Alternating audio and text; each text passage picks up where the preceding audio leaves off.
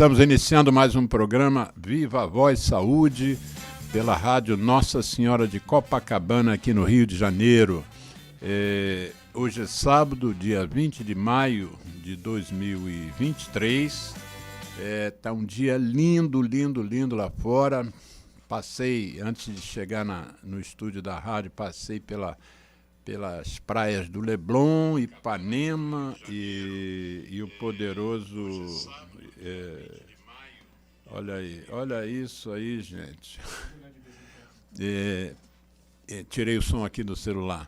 Mas, enfim, passei pelas praias de Leblon, Ipanema, Copacabana. Tá uma coisa linda, praia lotada, as pessoas se divertindo, jogando vôlei, beach tênis, frescobol, comendo milho, infelizmente, naqueles potinhos de isopor, que é um absurdo. Milho é para ser comido na espiga, milho cozido na espiga. Chega de lixo, gente. Inventaram essa moda aqui nas praias do Rio das pessoas comerem o milho cozido num prato de isopor, numa cumbuca de isopor e obviamente, para onde é que vai parar essa cumbuca depois da refeição? E aquela colherzinha de plástico vai parar tudo na areia. E depois, como se diz, com a força das marés, a maré vem e leva o isopor para dentro do oceano, junto com as guimbas, né? Porque também as pessoas acabam de fumar e botam as guimbas na areia, como se aquilo fosse um imenso cinzeiro, que não é efetivamente, né? Bom, no o programa de hoje tem um convidado muito querido nosso, que teve um contratempo. Ele só deve chegar daqui uns 20 minutos, meia hora. E eu vou aproveitar esse tempo para tocar em dois aspectos que interessam a nossa ONG, né? A ONG Centro de Apoio ao Tabagista, ela tem como foco principal a redução dos impactos ambientais, econômicos, sanitários e sociais de uma dependência química específica, que é a dependência em nicotina, que eu dou o nome de nicotinismo, que leva ao tabagismo. Então, o tabagismo é considerado pela Organização Mundial da Saúde, textualmente, desde 1998, como o pior problema de saúde pública do nosso planeta querido Terra. A Terra, nós não temos um plano B para a Terra, né? A Terra é o plano A. Não tem nem B, nem C, nem D, e o alfabeto inteiro não existe, só existe o plano A. O plano A é a gente conservar a terra habitável, né, para os nossos netos e tataranetos, para as gerações futuras. E o meio ambiente é fundamental que ele esteja em equilíbrio para que a gente possa habitar no planeta, né? Então, a nossa ONG tem esse objetivo, que é um objetivo não só da gente reduzir esses impactos no Brasil, mas no mundo, né? A gente participa de uma rede global, internacional, que tem gente de quase 200 países envolvidos. Capitaneado, obviamente, pela Organização Mundial da Saúde, que envolve países e envolve organizações da sociedade civil e envolve pessoas também, lideranças comunitárias espalhadas pelo mundo inteiro. E o dia 31 de maio foi o dia, lá na década de 80, no final da década de 80 do século passado, que a OMS criou um dia, em inglês, No Tobacco Day, quer dizer, o dia World No Tobacco Day, Dia Mundial Sem Tabaco. E esse dia é celebrado em 31 de maio, portanto, já há mais de 40 anos. Há quase 40 anos, foi final da década de 80, em torno de 1987, para 88 e ser aplicado. E nesse dia 31 de maio, a OMS elenca temas que são os temas daquele ano. No ano passado, o tema foi relacionado ao meio ambiente. E no dia 31 de maio desse ano, daqui a 2 semanas, menos de 2 semanas, a gente tem como tema o planeta precisa de alimento e não de tabaco. Por que está se dando ênfase a essa questão alimentar? Porque a gente, evidentemente, percebe que existe um recrudescimento da fome no mundo, inclusive no Brasil. O Brasil, que tinha saído do mapa da fome, ele está novamente, voltou ao mapa da fome. E o tabaco, ele é plantado, e onde ele é plantado não se planta alimento. A indústria tenta forçar uma barra de dizer que você poderia plantar milho e feijão no mesmo espaço, em momentos diferentes, mas o que é a intenção da OMS, né, é uma organização voltada para a saúde dos terráqueos. A organização não pensa em que você continue plantando tabaco e junto com outras culturas. O que a organização quer é que os plantadores de tabaco recebam ajuda dos países, dos seus respectivos países, para que possam diversificar, para que possam plantar outras coisas e obter renda, trabalho e renda por outras vias que não plantando o veneno que mata hoje em dia 8,2 milhões de pessoas por ano e adoece um número 20 vezes superior a isso, que é 160 milhões de pessoas adoentam-se gravemente anualmente. Então, o mote desse ano vai ser esse, mas há alguns anos eu fiz um pequeno vídeo com uma liderança dos agricultores, né, esse Charles Lamb, de Santa Catarina, membro de uma organização chamada CEPAGRO.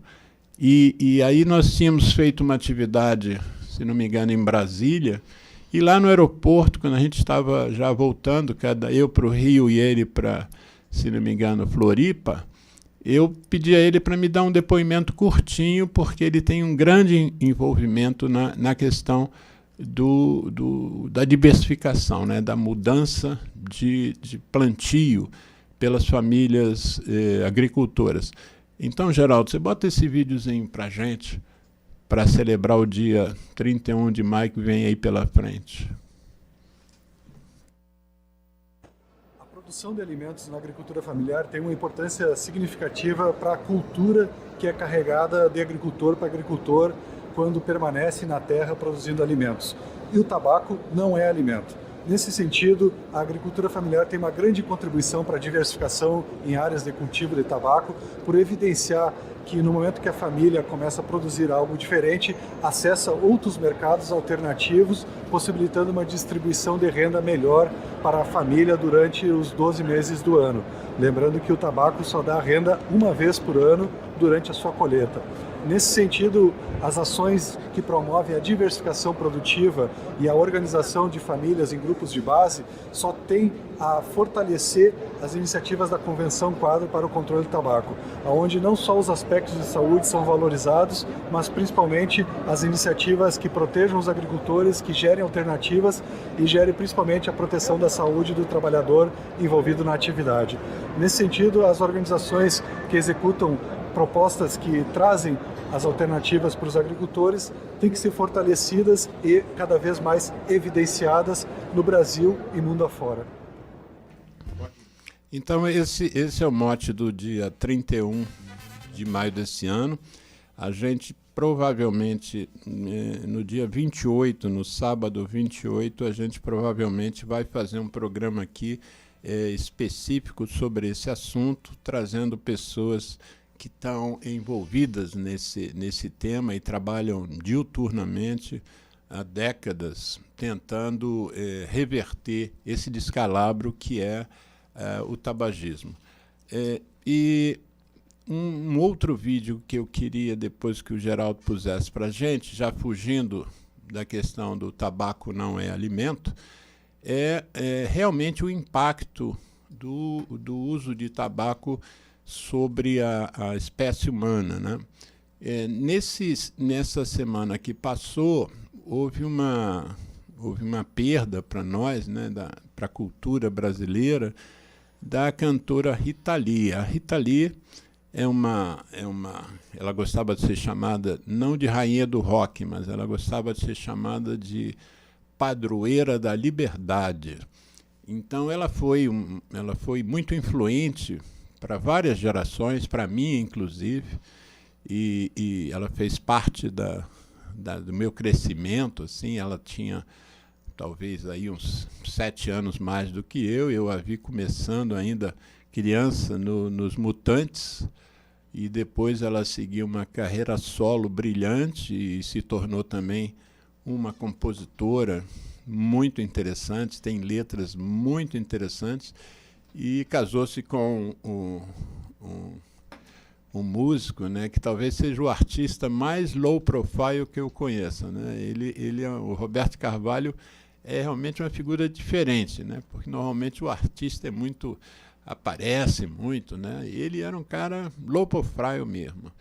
E eles compuseram músicas muito interessantes que embalaram aí, eu acho que, várias gerações. E a nossa poderosa Rita Lee sucumbiu, foi mais uma, né, a entrar nas estatísticas das partidas, né, das mortes pelo uso de tabaco. No Brasil, por incrível que pareça, o Brasil, quase 500 pessoas morrem por dia por doenças associadas ao uso de qualquer tipo de produto de tabaco. É muita gente, são 161 mil pessoas anualmente partindo por essa causa, o que gera um impacto grande social e que gera um impacto nas nossas receitas, né?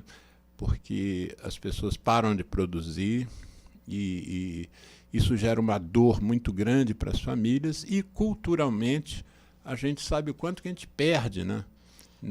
Recentemente a gente teve a partida de um monte de gente que cometeu lá atrás um erro de avaliação de risco, que eu considero o maior erro de avaliação de risco da história humana, que é começar a fumar, né?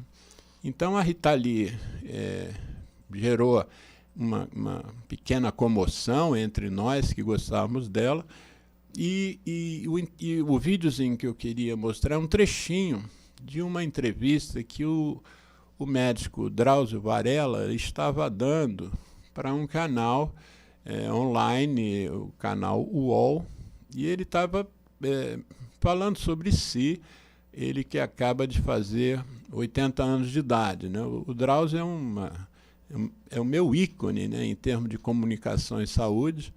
Eu aprendo muito com ele e confesso que eu tenho assim como alguém a quem eu não tento chegar perto, mas é alguém em quem eu me espelho, assim. Eu acho muito interessante o despojamento dele de tentar transformar temas ligados à saúde, às vezes um pouco áridos para quem não é da área, e ele consegue transformar aquilo de uma forma brilhante e tenta ajudar as pessoas, que é a mesma coisa que a gente faz aqui no nosso programa e que eu tento fazer na minha vida. E nessa entrevista que ele estava dando para 3 pessoas do canal UOL, uma jornalista interrompeu a entrevista para comunicar a passagem da Rita Lee, e aí o Drauzio, ele emite então o seu sentimento, né? Já não é mais uma entrevista, já seria um pequeno depoimento sobre o que ele acha, o que ele achava da Rita Lee e o que ele acha da indústria criminosa da nicotina. Está no ponto aí, Geraldo? E foi de câncer, né? A cantora teve um câncer, estava lutando contra um câncer no pulmão, E a gente sabe o quanto isso é difícil, né? A gente está falando aqui com um oncologista, o Dr. Drauzio Varella, justamente dessa questão do câncer. Não sei, você não chegou a atendê-la, né, ô Drauzio? Não, não, não, não. Fabiola, o cigarro dizimou a minha geração. Dizimou. Você não imagina quantos amigos de adolescência, de infância, eu acabei tratando como oncologista depois com câncer de pulmão, câncer de bexiga, câncer em várias localizações, que foram provocados pelo cigarro. Sabe? Por isso que a gente tem que bater pesado nessa gente, nessa indústria criminosa que fica aí viciando as nossas crianças. Cigarro eletrônico também, né, Drauzio? Exatamente a mesma estratégia, exatamente o mesmo crime, revestido de uma outra forma. A gente começava a fumar, velho, na minha geração, eu fui fumante. A gente começava a fumar sem saber que o cigarro fazia mal. Eles não deixavam, eles dominavam a publicidade e com isso dominavam a imprensa. Ninguém podia publicar nada contra o cigarro. Isso foi o maior crime da história do capitalismo. Eu só consigo pensar num crime maior que esse, que foi o da escravidão. Porque nenhum crime provocou esse genocídio de populações pelo mundo inteiro, como o cigarro fez. E agora estão fazendo a mesma coisa com a criançada, dizendo que esse cigarro eletrônico é uma fumacinha que não faz mal nenhum, quando a gente sabe que está ali para viciar as crianças em nicotina. Olha, só para a última frase, nicotina vicia mais do que o crack. Não estou falando isso porque eu li num compêndio. Estou falando isso com 34 anos de experiência em cadeia. Pega as pessoas, saem do crack, vão parar da Cracolândia, vão parar na cadeia. Chega na cadeia, não tem crack. Eles param sem sacrifício nenhum, mas não conseguem parar de fumar. E era assim no Carandiru, lá atrás também. Os que conseguiam parar de fumar crack não conseguiam parar de fumar cigarro. É uma droga com maior poder de causar dependência química. Então, gente, tem que agradecer ao Drauzio por essa... Em poucos minutos ele define assim tudo que eu sinto por esse processo de adoecimento e morte das pessoas pelos produtos de tabaco. É uma indústria criminosa, porque quando eu digo criminosa não é uma opinião minha, não é um sentimento, né? A matriz de boa parte das indústrias que produzem cigarro no Brasil, a matriz é baseada nos Estados Unidos e parte na Inglaterra. A Philip Morris nos Estados Unidos, a Philip Morris USA, depois temos a Philip Morris International, que é a que produz em outros países. E temos uma outra empresa importante, que é BAT, British American Tobacco, que é anglo-americana. E essas indústrias se juntam a outras, né? Tem um número assim, de 7 grandes empresas que produzem tabaco, mas, por exemplo, nos Estados Unidos, as empresas foram punidas, algumas delas, por fraudes. E essas fraudes geraram o entendimento de que elas cometeram conscientemente crimes contra a saúde pública dos americanos, a saúde dos americanos. Então, eles foram punidos por, basicamente, 6 fraudes elencadas, que eu poderia, assim, de cabeça citar algumas, me perdoem se eu não me lembrar de todas, mas, por exemplo, uma das fraudes, eles minoraram o poder do tabagismo fazer mal às pessoas.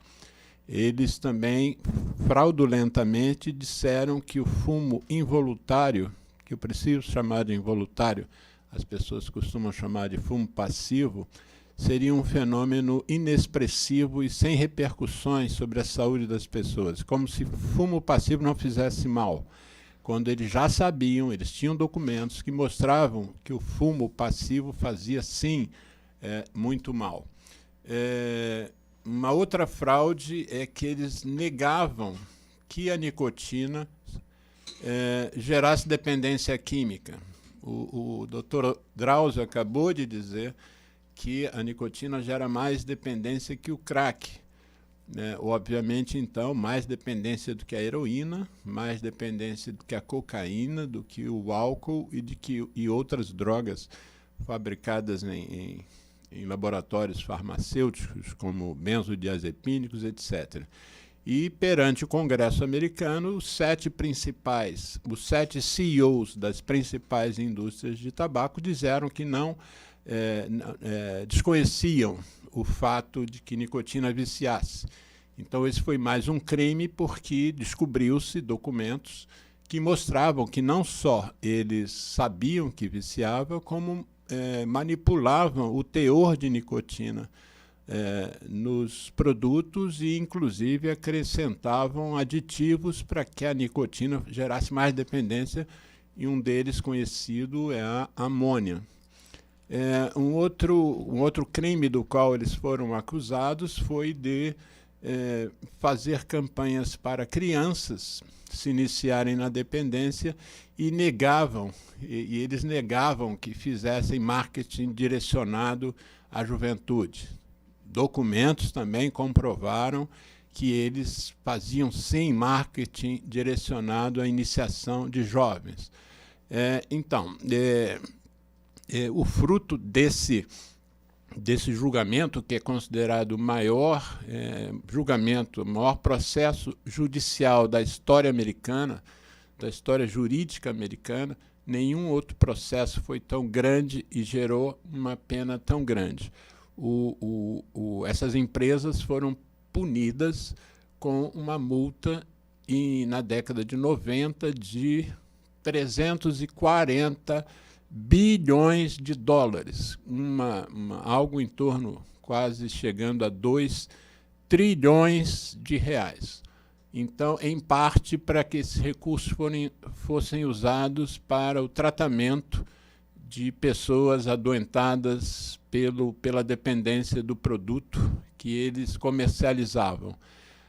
A indústria fez uma série de manobras para minorar os impactos do tabagismo, ou pelo menos para que as pessoas imaginassem que esses impactos estavam sendo minorados. Primeiro, no final da década de 50, início de 60, criou-se filtros. A indústria criou filtro e, a partir daí, começou a fazer uma campanha de que os cigarros seriam menos danosos à saúde, porque haveriam os filtros que iriam, portanto, filtrar as substâncias danosas, o que se revelou posteriormente, uma falácia sem tamanho. Inclusive, há muitos estudos que atribuem aos filtros uma piora do quadro respiratório e de outras doenças dos fumantes, porque uma vez que o cérebro depende de uma taxa determinada de nicotina para se harmonizar, uma vez que o indivíduo se torna dependente, né? Uma pessoa precisa de 2 maços por dia, outras 3, outras 1, outras pessoas fumam 10 cigarros por dia. É muito individual e há fatores genéticos, inclusive, que fazem com que uma pessoa precise de mais droga do que a outra. Mas o que se estudou e descobriu-se é que os filtros fizeram com que as pessoas, para obter o mesmo nível de nicotina que obtinham sem os filtros, passassem a fumar não só um número maior de cigarros, mas a inspirar a fumaça com mais força, fazendo que a fumaça e, junto com ela, a nicotina, chegasse aos alvéolos numa quantidade maior, com isso gerando mais doença. Posteriormente, na década de 70, um outro mecanismo fraudulento foi a existência de colocação no mercado de cigarros que eles diziam que seriam menos nocivos porque eles teriam menos teores de substâncias. Então, eram chamados de lights, ultralights. Os maços começaram a ter cores mais suaves para se associar aquilo a uma maior suavidade e, portanto, menor dano. Na verdade, não há menor dano e a mesma questão colocada para os filtros, os estudos estão mostrando também a mesma coisa, que esses cigarros com menos nicotina faziam as pessoas fumarem mais cigarros e também aspirar a fumaça mais profundamente e reter a fumaça por mais tempo, por frações de segundos a mais, expondo aquelas mucosas e todos os tecidos humanos uma quantidade maior dos produtos. E agora nós estamos vendo nesse início de milênio, no século XXI, a falácia dos dispositivos eletrônicos para fumar, que é que a gente tem chamado de lobo em pele de cordeiro, por serem instrumentos, né, esses dispositivos, cigarros eletrônicos, tem vários nomes, chamam-se de vape e chama-se de tabaco aquecido, que é o produto da BAT, mas com isso nós estamos vendo uma nova onda de falácias, como se os lobos que estão vestindo peles de cordeiro tivessem preocupados com a saúde da população do planeta e não com a saúde econômica e financeira dos acionistas dessas empresas. Então nós vamos... O Geraldo tocou a campainha aí, hein?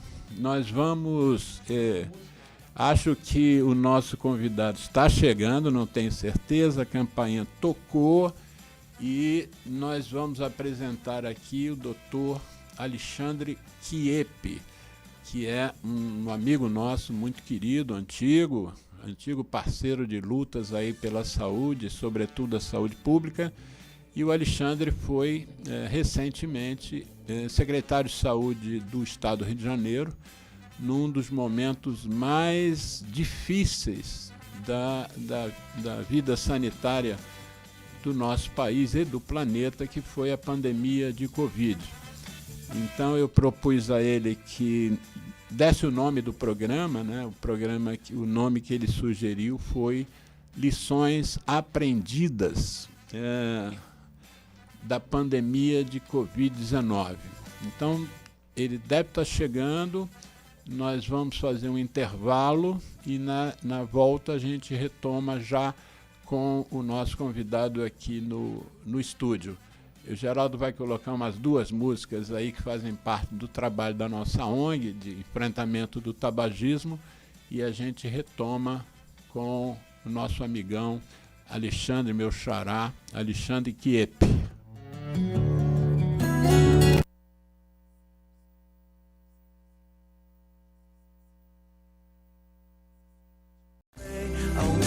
Ao seu ouvido, eu trago a música. É o que temos sempre oferecido. Eu trago a música. Respiramos melhor o planeta e nós. Eu trago a música. Mundo sem tabaco, levante sua voz.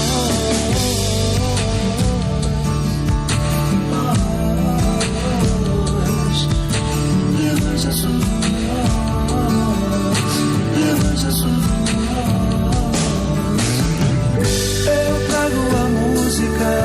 Respiramos melhor o planeta e nós. Eu trago a música. Mundo sem tabaco, levante a sua voz. Eu me chamo Vange Souza. Junto de Tony Garrido, a gente te convidou a dizer não ao cigarro, não ao tabaco.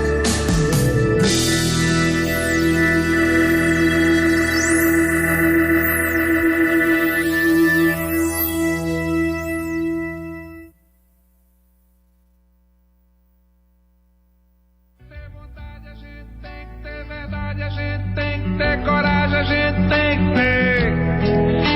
Ninguém precisa de você, fumar pra quê?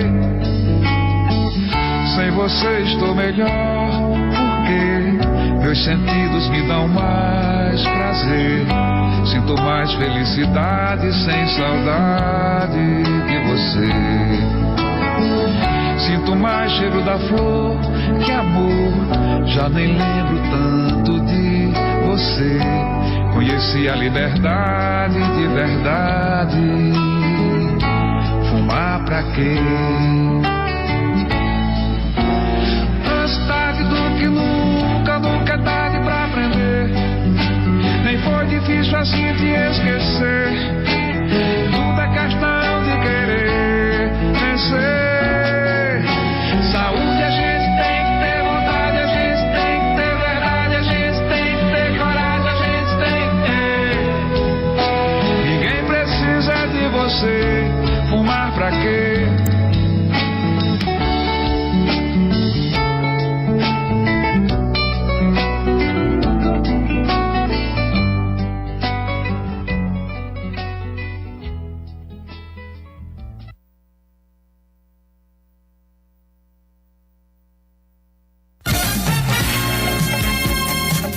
ZYU 201, Associação Comunitária Nossa Senhora de Copacabana, 98,7 FM, Rua Hilário de Gouveia, 36, nono andar, Copacabana, Rio de Janeiro. Telefone 3649-3411. E-mail estudionsc@gmail.com.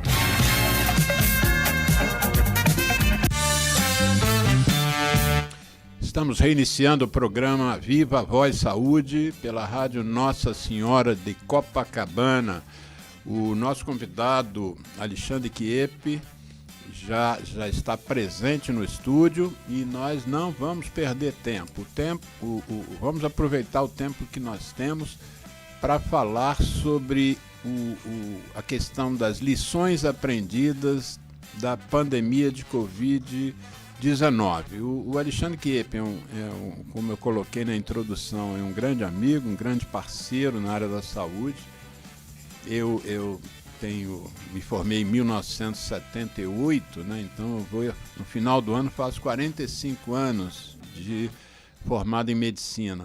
E nesse período eu fui descambando da assistência para um ativismo mesmo, e que depois da minha aposentadoria no Ministério da Saúde, em 2016, eu fiquei bicho solto, Alexandre, meu xará, para exercer essa minha vocação de ativismo e de olhar para as coisas na saúde e ver como é que a gente, como sociedade civil, a gente pode melhorar.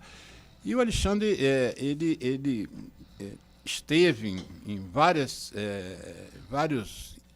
núcleos diferentes de ação sobre a saúde. Começou fazendo residência em gineco, aqui na Fiocruz, no Instituto Fernandes Figueira, em ginecologia. Eu, até na semana passada, eu achava que ele era infectologista, mas, na verdade, ele chegou a ser coordenador do programa de AIDS e infecções sexualmente transmissíveis aqui na Secretaria Estadual de Saúde do Rio de Janeiro, mas ele entrou como ginecologista. Daí ele acabou sendo depois superintendente de Vigilância Epidemiológica e Ambiental em Saúde e subsecretário de Vigilância em Saúde também da Secretaria Estadual do Estado do Rio de Janeiro. Mas o programa nosso vai focar no momento em que ele assumiu, substituindo um outro amigo meu, Carlos Alberto Chaves, esse sim pneumologista, que era o secretário de Saúde do Estado do Rio de Janeiro e que sucumbiu ao vírus SARS-CoV-2, o vírus da Covid.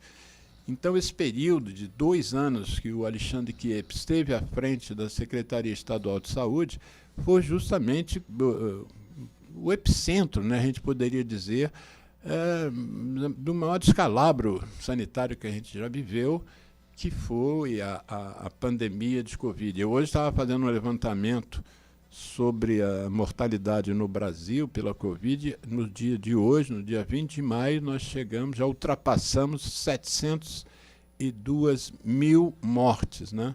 Então, e parte dessas mortes ocorreram no Rio de Janeiro, em parte delas no momento em que o nosso convidado era o gestor principal do nosso estado, né? Quais seriam, o Alexandre, assim, as primeiras observações que você poderia fazer para os ouvintes a respeito desse momento que você viveu. Como é que foi você estar num cargo assim, numa posição tão alta dentro da questão sanitária e ter que viver o que você viveu? Como é que foi assim para você isso, além da questão técnica? Boa tarde, Alexandre Milagres. Primeiro é um prazer estar aqui com você. Voltando aqui, eu já estive aqui alguns anos atrás, antes da pandemia. Falando sobre imunização. Sobre imunização, exatamente, que tem muito a ver com o tema de hoje. Uma boa tarde a todos os ouvintes. É um prazer estar aqui e falar sobre um assunto tão importante e que agora a gente começa a ter algumas respostas acerca da epidemia, né? Ou dessa pandemia que agora, recentemente, a própria Organização Mundial de Saúde retirou ela do status de pandemia. Eu assumo a Secretaria de Saúde, Alexandre, em 2021, sucedendo o saudoso Chaves. Chaves era um pneumologista, como você falou, mas um grande amigo também. Trabalhei com o Chaves durante muito tempo.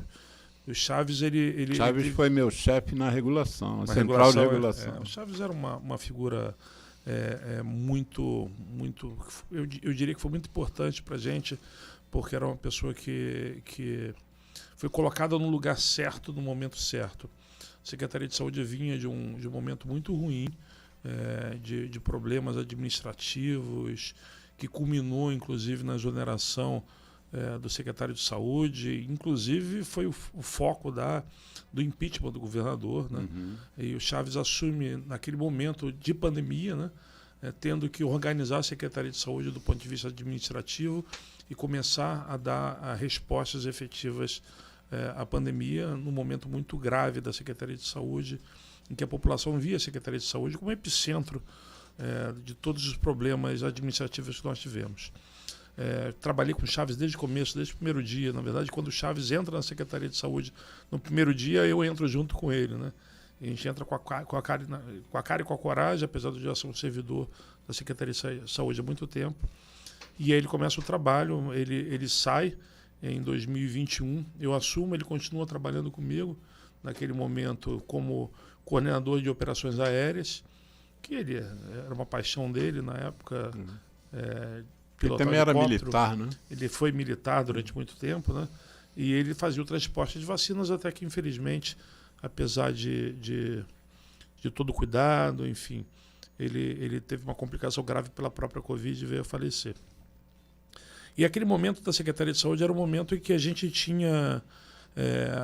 a epidemia já acontecia há mais de um ano, mas era um momento em que começava a surgir as novas variantes, e que, na verdade, eram novas epidemias. A cada variante que surgia, essa variante tinha uma característica muito diferente das anteriores.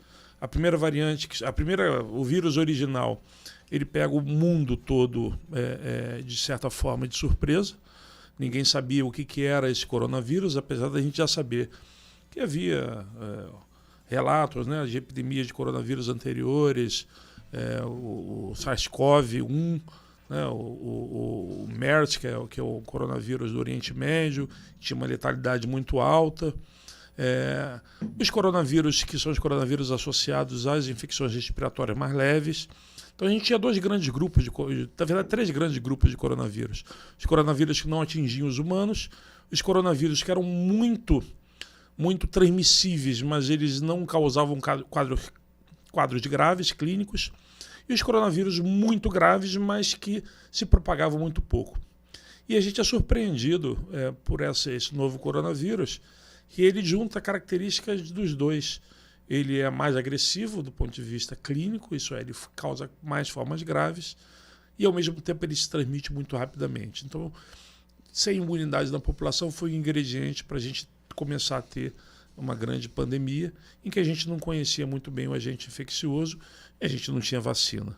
Então, foi um esforço muito grande para adequar o sistema de saúde de uma hora para outra a essa nova realidade sanitária, em que as pessoas ficavam doentes, precisavam de atendimento e o sistema de saúde precisava se organizar para poder atender essas pessoas de forma adequada. Logo depois veio a vacina, que é uma vacina que foi extremamente importante para a gente poder diminuir a incidência de casos graves. E aí tinha o grande desafio. A primeira que era... foi a do Butantan, não é isso? A primeira que chegou no Brasil foi do Butantan, foi a Coronavac, que era uma vacina feita de vírus vivo, que na verdade era uma vacina, não era nem de vírus vivo, mas era uma vacina muito semelhante às vacinas que a gente tinha de vírus inativado, desculpa. E aí depois as novas plataformas de vacinas com tecnologias mais modernas. RNA mensageiro. RNA mensageiro, enfim. A vacina do Butantan foi fundamental naquele momento, porque como foi a primeira vacina a chegar, e ela tinha uma eficácia boa, a gente conseguiu proteger muita gente até que as novas vacinas fossem surgindo e a gente pudesse ampliar isso de forma mais rápida. Mas foi um desafio muito grande naquele momento por todos esses elementos desconhecidos que a gente teve que lidar de uma hora com a outra. Sendo que as outras questões ligadas à saúde não pararam de acontecer por causa da Covid, né? As pessoas continuaram infartando, continuaram precisando de cirurgias, continuaram... Enfim, a vida seguiu e veio uma coisa nova. Hoje eu acho que nós estamos em 338 milhões de casos, né? Um negócio absurdo, né? A quantidade de pessoas que foram infectadas e adoeceram, boa parte delas. Mas por que você deu o nome do programa nosso de Lições Aprendidas da Pandemia de Covid-19? Eu sempre peço aos meus convidados para darem o nome do programa em que eles vão participar, porque dá meio que o norte, né, do que aquele convidado entende que é o mais importante. O que a gente aprendeu, Alexandre? Pois é, primeiro o nome, né? Por que esse nome?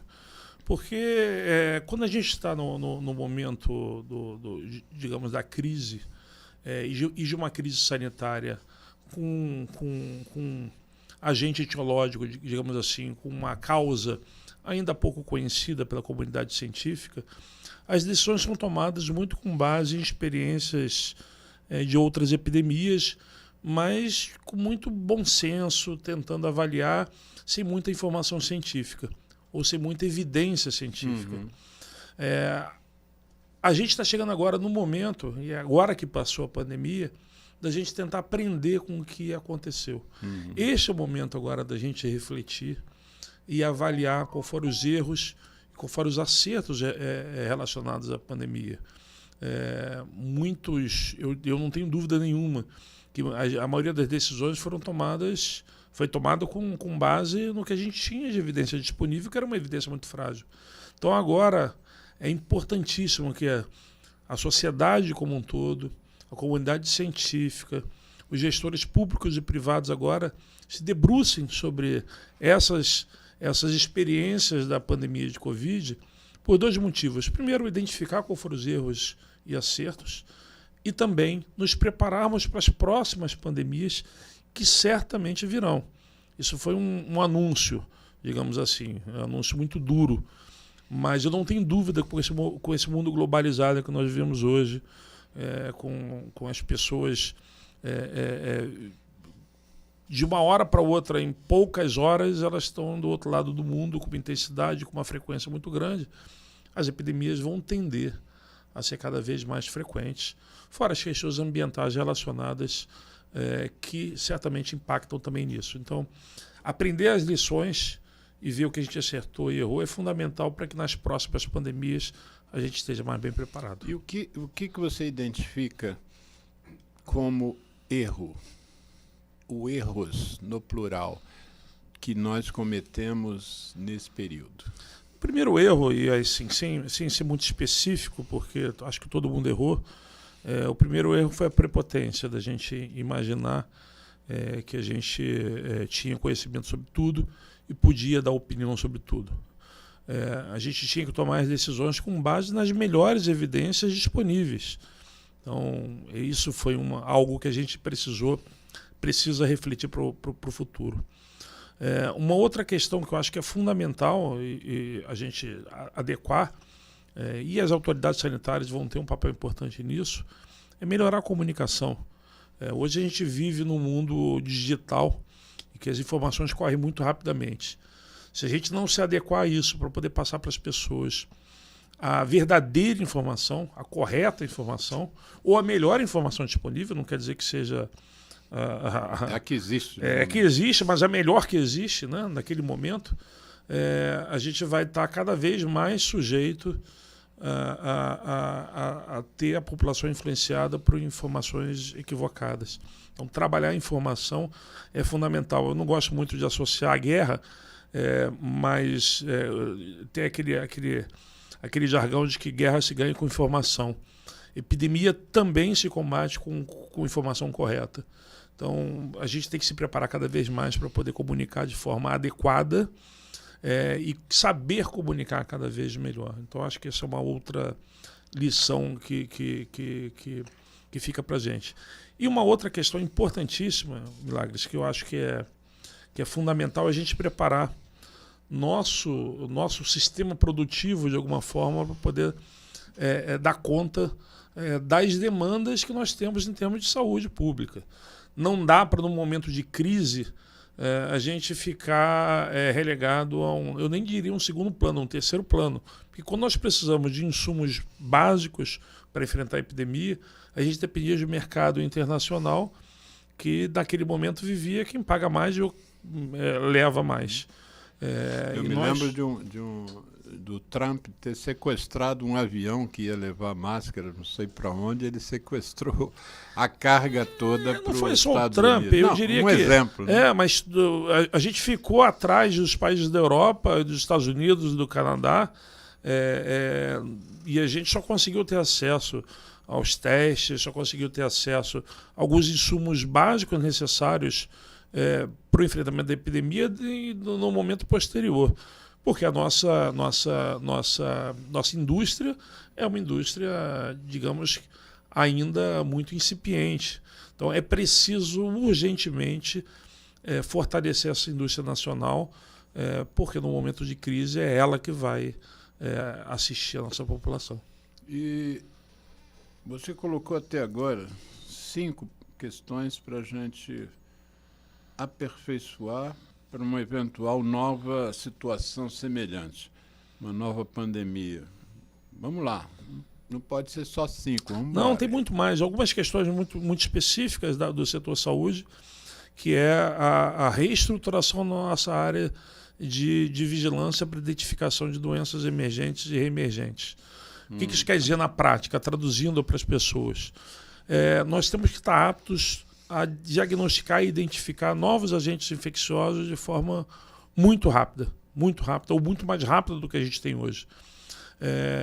Se a gente vê o número de agentes infecciosos que podem ser introduzidos ou reintroduzidos aqui no Brasil, a gente está falando de alguns conhecidos, como por exemplo, vírus sarampo, por exemplo, poliomielite, que são grandes conhecidos, mas também alguns outros vírus, como Marburg, que é um vírus relacionado à febre hemorrágica, o próprio Ebola, que nunca existiu aqui no Brasil, mas a gente não pode garantir que não vai entrar. Alguns vírus respiratórios, febre no Nilo Ocidental, por exemplo, está aí, rondando a gente.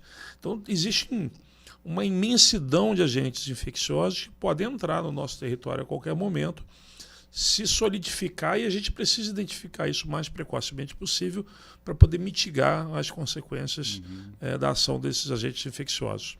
Isso é um ponto importante. A estruturação dos laboratórios de saúde pública, públicos e privados, para a gente ter uma rede de laboratórios que forneçam informações relevantes para a saúde pública.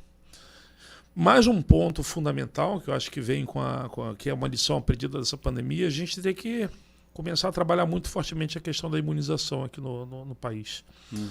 A gente já via observando, já observamos há algum tempo a queda das coberturas vacinais antes da pandemia. A cobertura vacinal já vinha caindo há mais de uma década, e parece que a gente vivia anestesiado, se acostumando com isso.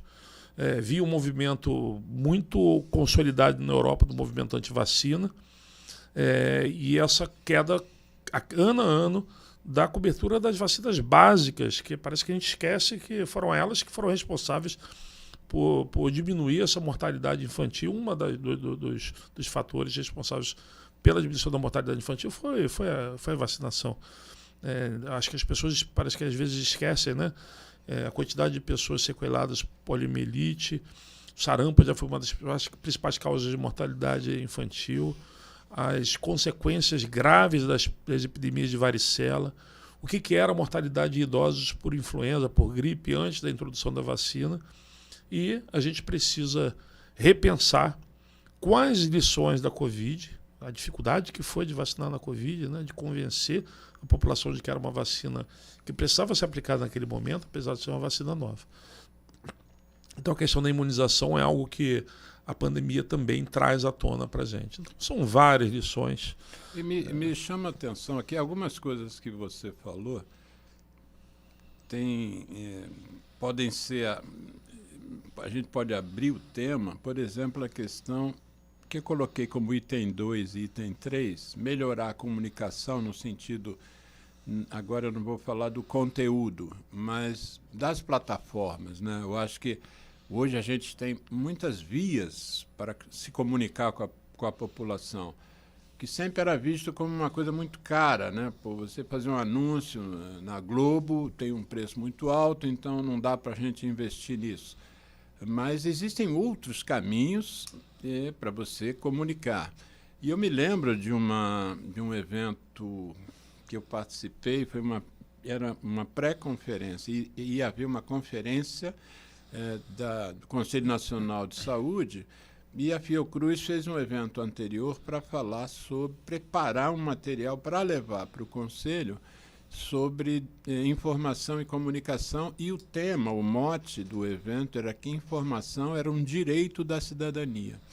Quer dizer, a gente talvez tenha que entender que não é uma benesse, não é talvez, é caro, não, a gente tem que comunicar, porque é um direito, as pessoas têm o direito de saber a informação.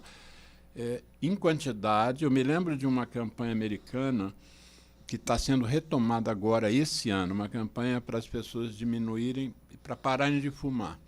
Então eles fizeram uma campanha levando pessoas vítimas do cigarro, não eram atores, e as pessoas davam seus depoimentos. Aquele que tinha perdido a perna dizia, eu perdi a perna porque eu tive esse tal problema. O outro mostrava uma traqueostomia e dizia que o problema era na hora do banho, porque às vezes a água entrava pela traqueostomia. Então eram depoimentos importantes que impactavam as pessoas fizeram pesquisa de opinião, e eles tinham uma análise de quantas vezes as pessoas receberam aquele impacto daquela campanha, e era um número estratosférico, não era um número pequeno, a pessoa viu o vídeo 2 vezes, 3, não, era nível de 1000 vezes, que eram vários vídeos. Eles só consideraram aquilo como eficaz depois das pessoas verem 1000 vezes. É um investimento, né? E a questão, então, primeiro descobrir como comunicar e mais. E a outra é a questão que você citou da informação correta, porque a desinformação, ela às vezes ela é pior do que a não informação, né? Porque se você diz que não precisa ficar em casa, que você pode ir para a rua, né, isso é uma desinformação que era melhor se eu não tivesse dito nada. As pessoas terem pensado, será que eu saio, será que eu não saio? Quando você diz não use máscara, porque a máscara pode aumentar a retenção de gás carbônico e você ficar envenenado pelo gás carbônico que não sai pela máscara, essa informação ela é mais danosa do que se você não disser nada, porque outra pessoa vai dizer, máscara é bom. Às vezes um familiar, mas se tem alguém lá em cima dizendo que não precisa usar máscara, e o que você acha que aconteceu em relação a isso? Por que essas desinformações... Qual era o objetivo da desinformação? Uma pandemia de transmissão aérea, pessoa a pessoa, por um micróbio. O nome já diz, micróbio é porque é bem pequenininho, é micro, né? Por que você diria para alguém não usar máscara? O que você acha que houve? Onde é que a gente errou em permitir que essa ideia permeasse a gente? O que você acha que aconteceu? Primeiro que eu acho que Milagres, acho que era algo muito novo para todo mundo. Tá? Eu tento atenuar um pouco isso agora, entendendo que era algo muito novo para todo mundo. A própria comunidade científica, e aí o uso da máscara é um exemplo, a própria comunidade científica, ela eventualmente, ela não apresentava as questões muito claras, né? Eu vou dar o exemplo do Rio de Janeiro, algo que a gente fez que foi fundamental. Porque o próprio gestor, eu à época secretário estadual de saúde, a tomada de decisão não era uma tomada de decisão fácil.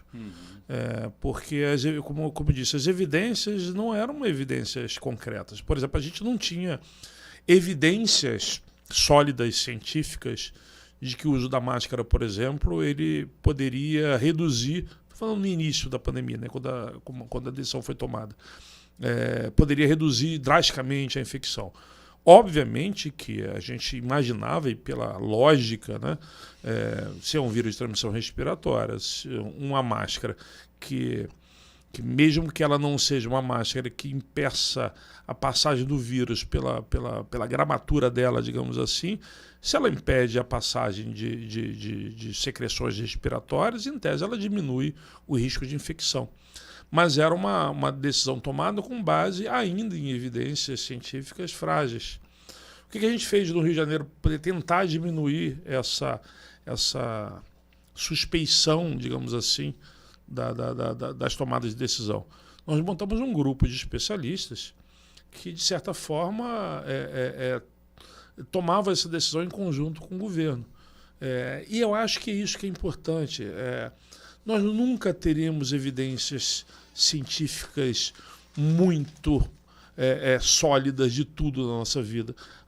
Se a gente botar isso na nossa vida pessoal, a gente às vezes toma decisões que não são as decisões mais bem embasadas possível. Mas a gente toma decisão com informação, com a melhor informação que a gente tem disponível.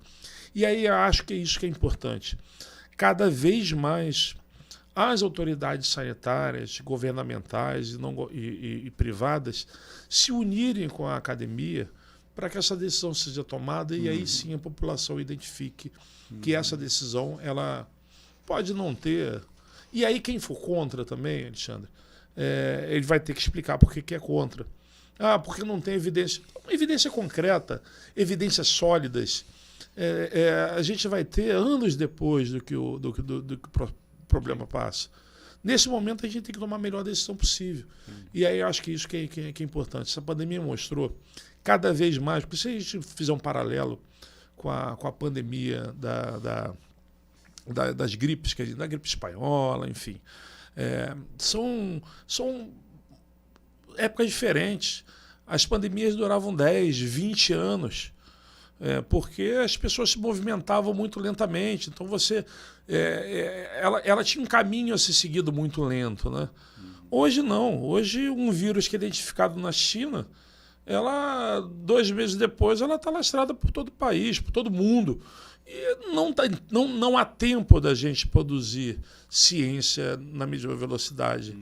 Então eu acho que é isso. Acho que a gente precisa, já respondendo a uma das questões relacionadas às fake news ou à informação correta, nós precisamos fazer um grande movimento de juntar os setores da sociedade que podem dar credibilidade a essa tomada de decisão para que a população veja e saiba o que é melhor para ela. Porque eu também acredito, Milagres, que ninguém quer ver seu filho doente por uma decisão tomada por um pai que tem uma informação equivocada. Eu imagino que cada pai de família, cada mãe de família aqui no nosso país queira a melhor coisa para a sua própria família. Então eu imagino que se a gente conseguir fornecer essa informação com credibilidade, a gente consegue dar um passo grande para que isso melhore. Você quando elencou as questões, vamos chamar de erros, nessa pandemia, uma das coisas que você mencionou aqui, que eu coloquei como item 5, questão de teste, o item 6, diagnóstico, e o item 7, laboratório. Eu separei por itens, mas na verdade formam um pacote. Eu hoje estava levantando, antes de vir para o programa, uns dados cuja fonte é o Worldometer, que mostrando a Covid-19 no Brasil. Então, nós temos o Brasil em números absolutos de casos, com 37 milhões de casos e alguma coisa. Nós somos o 5º país do mundo em números absolutos de casos, né? Sabendo que a gente tem quase 200 países no mundo. O número de mortes, entretanto, o Brasil já ocupa em números absolutos também o 2º lugar, atrás dos Estados Unidos, o Brasil com mais de 702 mil mortes, na verdade, precisamente 702.421 mortes, somos o 2º lugar em número de mortes.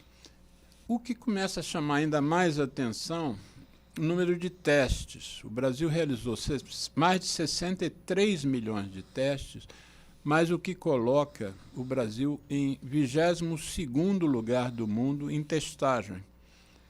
E aí, quando a gente vai ver testes por milhão para poder comparar os países de uma forma uniforme,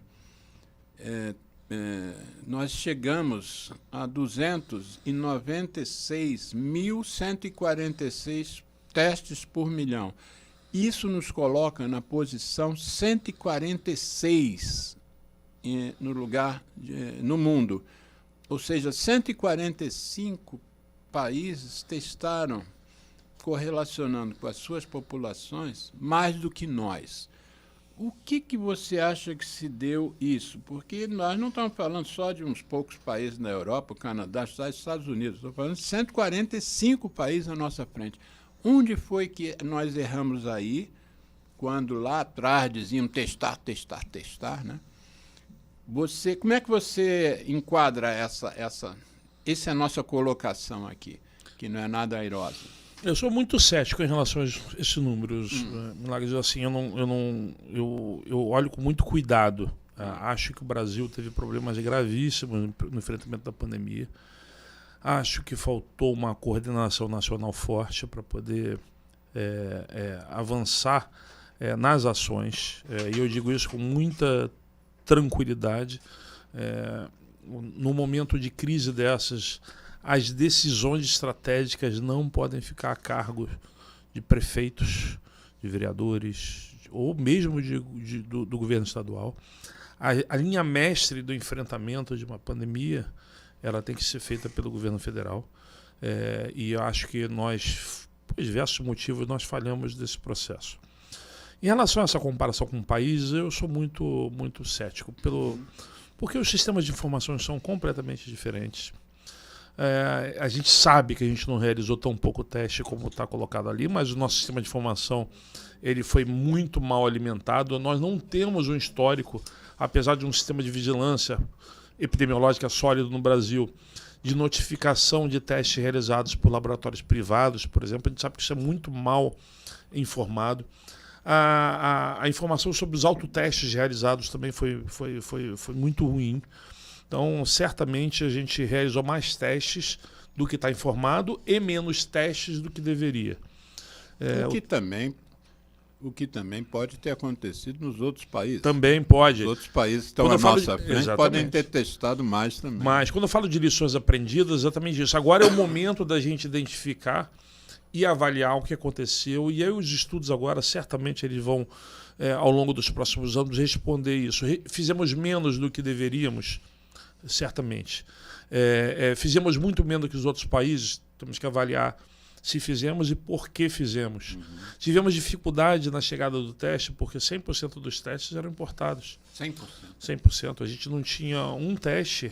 Até hoje? Dos testes rápidos, né? Os testes rápidos hoje, eles já começam a ser produzidos no Brasil, mas 100% dos testes eram importados.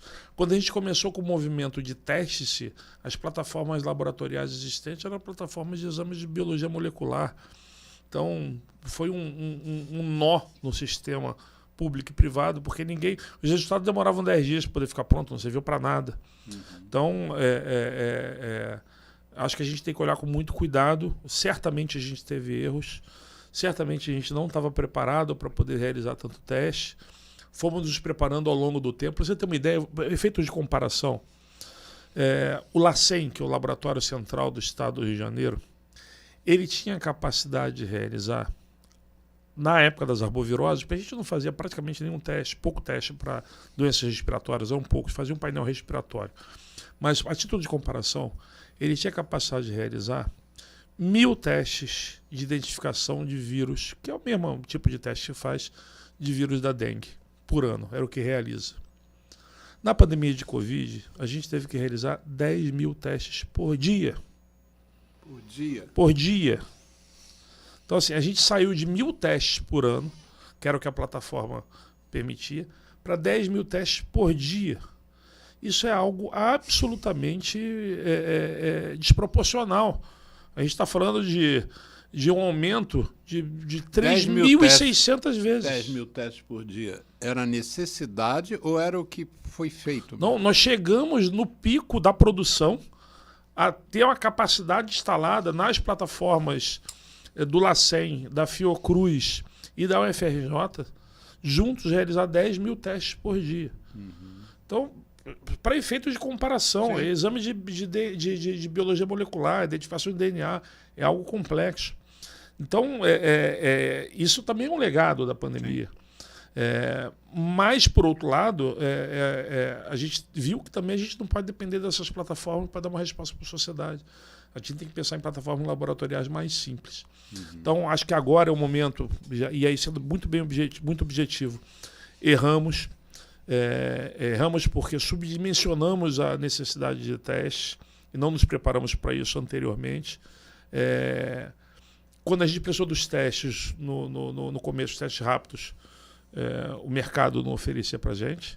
E aí você falou do Trump, mas foram vários países chegando na frente da gente, oferecendo mais dinheiro e levando os testes. Quando chegou no Brasil, aí a gente começou a utilizar ainda de uma forma pequena e depois ampliou.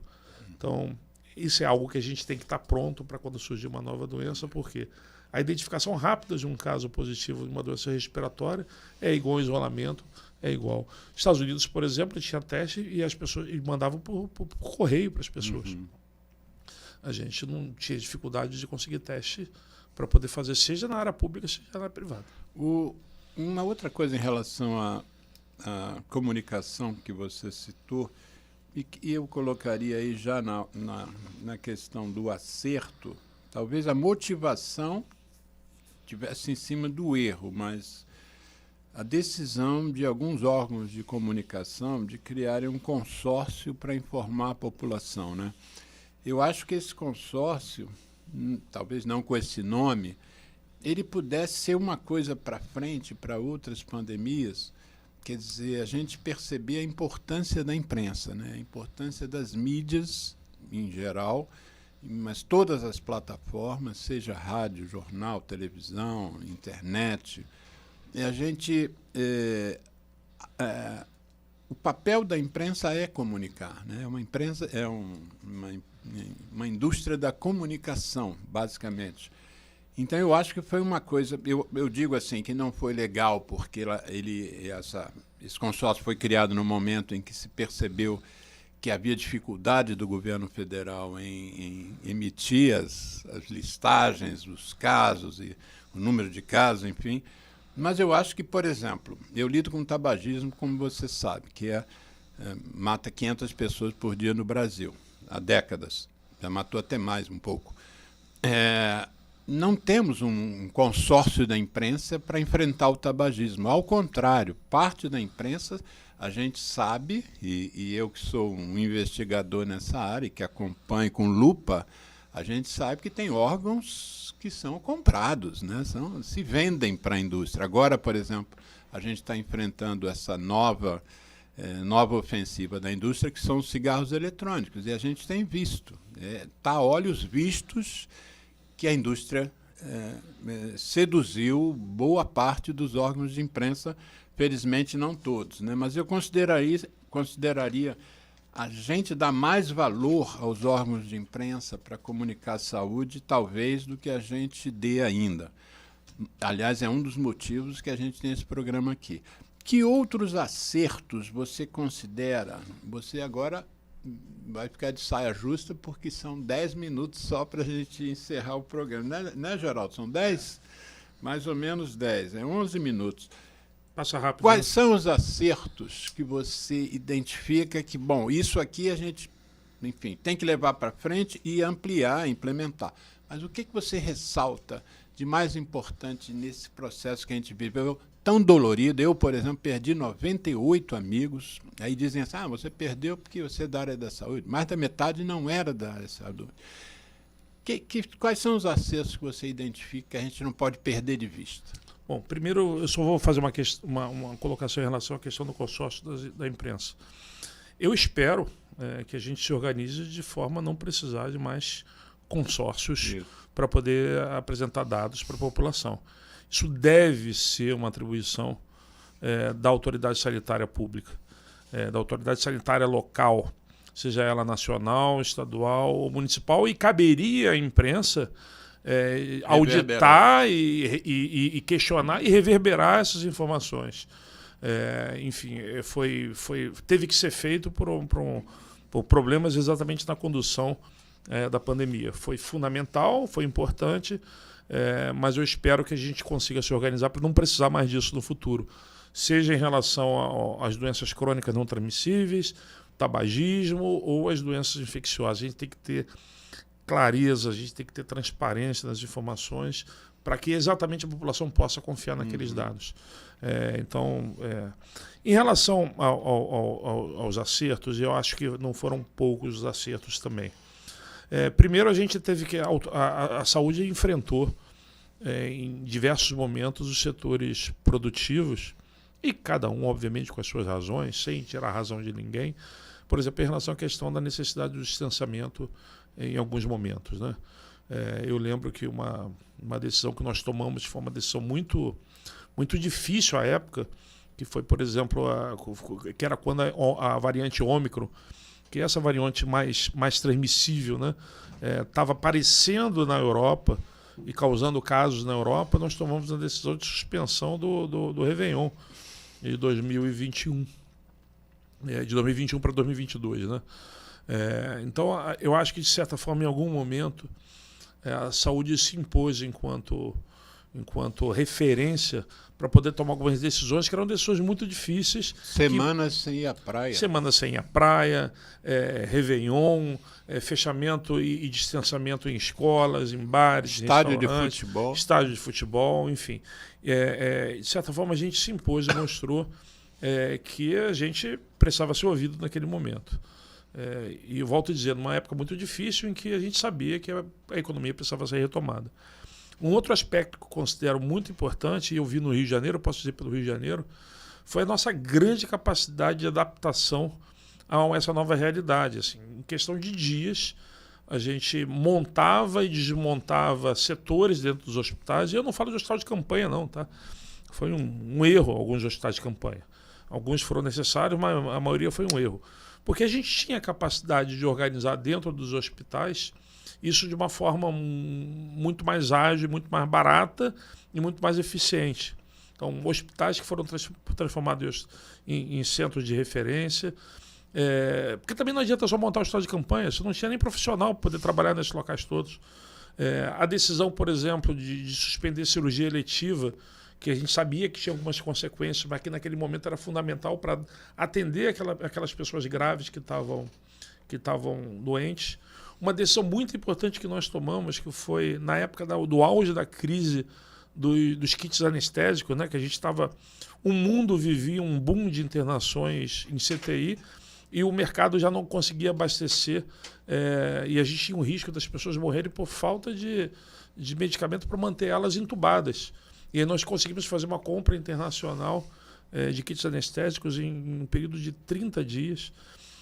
Então mostrou que, de certa forma, o Sistema Único de Saúde, se ele for dotado das ferramentas adequadas, ele pode e deve ser um dos grandes pilares para o enfrentamento das próximas pandemias.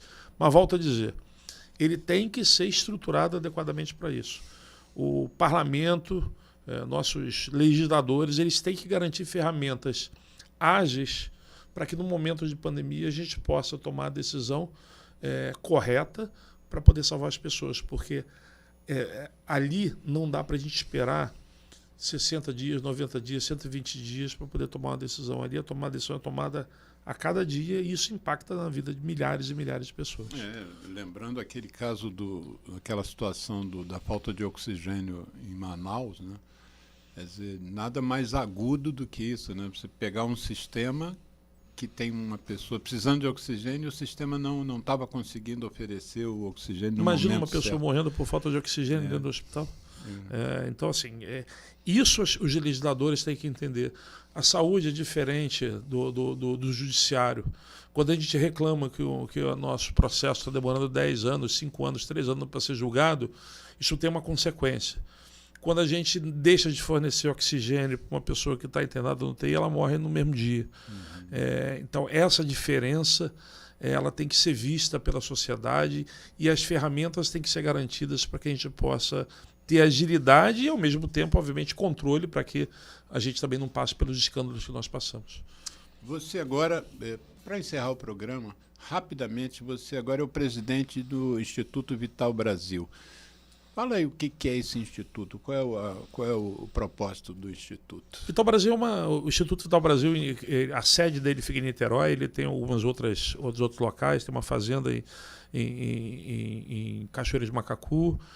Aliás, você veio agora para o programa, atrasou porque estava eu estava lá. No Serpentário, que vai ser inaugurado, que é um local que a gente vai fazer toda a coleção das serpentes, das cobras, que fica em Xerém. E o que o Instituto produz? Pois é, o Vital Brasil ele é uma instituição centenária que ele foi criado com a missão de produzir os soros, que a gente chama de soros antiveneno, são soros contra cobra, contra escorpião, contra agora a abelha também, né, que é uma causa importante às vezes de complicação de saúde. Então o Vital Brasil é um instituto de produção científica, pesquisa, está avançando na área de ensino também em parceria com as universidades e também na área de produção de soros, avançando agora também com algumas parcerias para a produção de medicamentos estratégicos. Então a gente espera que agora do segundo semestre o Instituto Vital Brasil siga os caminhos que o Butantan seguiu para poder se tornar uma grande referência aqui no estado do Rio de Janeiro de laboratório público e de empresa pública que possa contribuir para alavancar esse complexo econômico da saúde que a gente precisa tanto aqui no Rio de Janeiro, mas também prover a sociedade, prover o sistema público e privado de insumos estratégicos para que a gente não volte a passar pelo que a gente passou. Se alguma das pessoas que acompanharam o programa pela rádio, pelo site da rádio e vão depois acompanhar pelo YouTube, a gente vai editar a entrevista, também vai virar um podcast. Quem puder, inclusive, a gente, como sempre, pede para divulgar o programa. No YouTube, bota lá no gostei, não pode botar outra coisa. Compartilha para as redes de vocês. Mas se alguém quiser um contato contigo, que contato você daria? Um e-mail, alguma coisa? Pode ser pelo e-mail. Qual seria seu e-mail? Então? letra A, CHIE. Sim. Aí é o nome, PPE, é o sobrenome, né? Isso, @gmail.com. Você é de quê? Carlos? C. A de Alexandre. Não, o C já... eu achei que fosse uma segunda letra. Não. Achiepe, né? ACHIEPPE. Carioca fala o gaúcho fala isso. @gmail.com. @gmail.com. E como eu pergunto sempre aqui aos convidados, você é daqueles que recebe o e-mail e responde, não é isso? Eu sou daqueles que tem alguém para poder receber meus e-mails. Eu não consigo responder, mas eu respondo, mas alguém recebe. Em algum momento você vai receber. Alexandre, o nosso programa tinha a pretensão de ser mais longo, mas infelizmente você estava nesse evento lá no Laboratório Vital Brasil, mas eu acho que a gente conseguiu apontar algumas coisas bem importantes em relação ao que a gente viveu, né? Você perdeu quantos amigos, Alexandre? Eu não contei não, foram muitos e passei muitas horas dentro dos hospitais acompanhando muitos deles. Foi muito duro para todos nós. Alexandre, muito obrigado. Obrigado a vocês, obrigado a todos os ouvintes. Você está aqui conosco, né, Geraldo? Acho que é muito legal para a gente que a missão o propósito do nosso programa é levar informação sobre saúde em geral. Nós vamos fazer um programa agora próximo, não sei quando vai ser ainda, mas sobre Pixinguinha, porque descobriram umas obras inéditas do Pixinguinha E nós vamos fazer meio que o lançamento dessas obras aqui no programa com o produtor é um número grande de discos. Descobriram, parece, umas 30 músicas inéditas. Você imagina um negócio desse? Geraldo, muito obrigado aos ouvintes. A Camila, assessora do nosso convidado Alexandre Chiep, está aí também, acompanhando o programa aqui no estúdio. E em outro momento a gente traz você de novo aqui, Alexandre. Vai ser um prazer. Vai ser um prazer. Vou mês de mês já vou estar aqui na porta. Fica tranquilo. Não precisa, você não está devendo nada. Um abraço para todos, bom fim de semana.